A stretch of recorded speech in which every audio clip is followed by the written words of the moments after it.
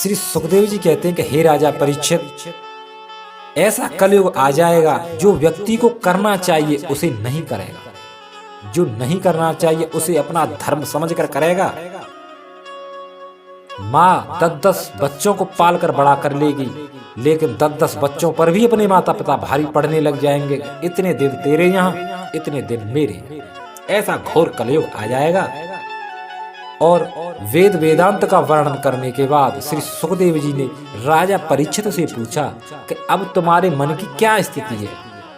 7 दिन कथा सुनने के बाद, जब तुम पहले दिन कथा में आए थे तब तुम्हारा मन संसार में उलझा हुआ था, इधर जबरदस्ती मोड़ा था, लेकिन अब कथा में इतना मन लग गया है कि संसार में मन नहीं लगेगा। जीना तो पड़ेगा पर मन नहीं लगेगा। यही कथा की सफलता है कि संसार से मन हटे और भगवान की भक्ति में मन लगे। जैसे हम आपसे पूछें कि इतने दिन कथा सुनने के बाद तुम में कुछ बदलाव भयो कि न भयो?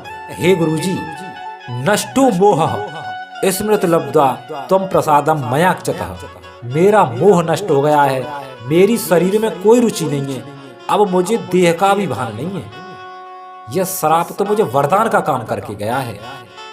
अब यह शरीर रहे या न रहे, आपकी वाणी सुनते मेरे प्राण निकल जाएं, यही मेरी कामना है।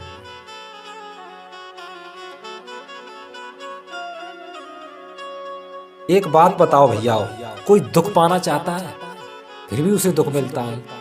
ठीक उसी प्रकार हमें सुख भी मिलेगा।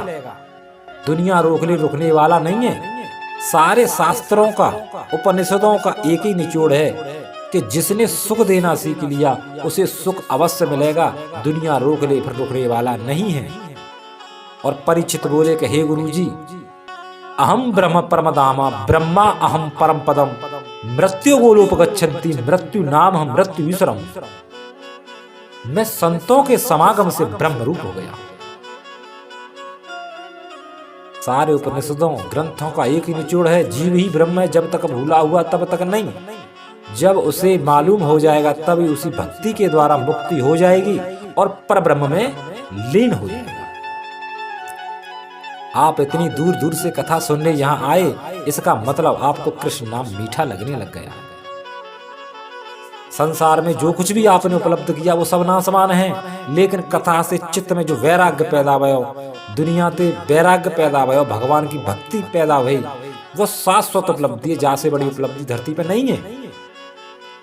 और श्री सुखदेव जी ने जब अपने शिष्य की ऐसी गति देखी, उनका मन गदगद हो गया और उन्होंने अंतिम श्लोक का उच्चारण किया। नाम संकीर्तनमयस्य सर्व पाप प्रणाशनम प्रणामो दुख समनः तम नमामि हरे परम। नाम संकीर्तनमयस्य सर्व पाप प्रणाशनम प्रणामो दुख समनः तम नमामि हरे परम।